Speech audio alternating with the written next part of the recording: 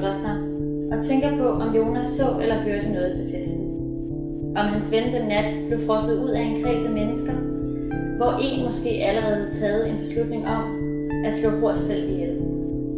Han studerer kvinden foran sig, som man studerer især en dyr, mens Bo spørger videre. Havde han da nogen grund til at frygte for sit liv? Læg helt stille. God pige. Vil du have? Nej.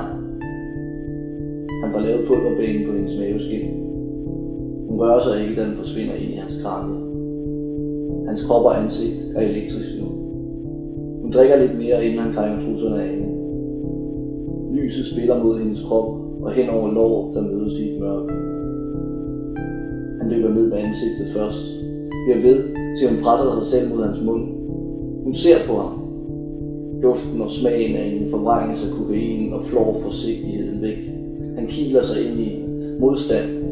Han når knap at blive klar over hvorfor, før det er for sent.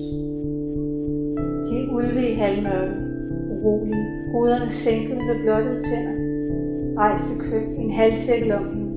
Et kobbel af mænd, der lige akkurat holder sig tilbage med et nervøst raseri, mens de venter på et tegn på hende. Deres hæse opfordringer mødes af hendes egen stigende rytme. Eva smiler. De angriber.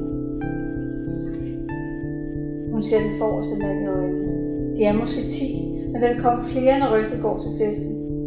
De tager hvem som helst, der vil lægge hul til, at de ikke skammer sig.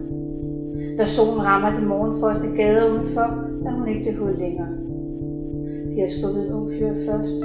Hun rækker ud, så fuldt af liv og håb. Han er kun lige akkurat begyndt at forstå, hvad han kan bruge sin krop til. Kom bare. Hun fanger hans øjne. Hans bevidsthed halser efter den pik af de muskler, der vil noget, han ikke forstår rækkevidden af. Hun opmuntrer ham. Du må godt. De andre lader ham komme til, men rykker sammen ivrig, så snart hun har hænderne eller munden eller et bryst eller skødet fri. Der er grænser for de grænseløse. Lyst bliver tæmmet og puttet i kasser. Lyden af hud, der knuppes, fylder luften og gør dem tyk. Kom til mig. Hænderne ætser sig ind i huden, mens hun tager imod. Hun blotter sin egen tænder. Hendes krop dirrer, og hun vil gøre dem ondt, hvis ikke de holder hende nede. Hun bekæmper det, vrider sig, for at de skal være stærkere end hende. Bare lidt endnu. Næste.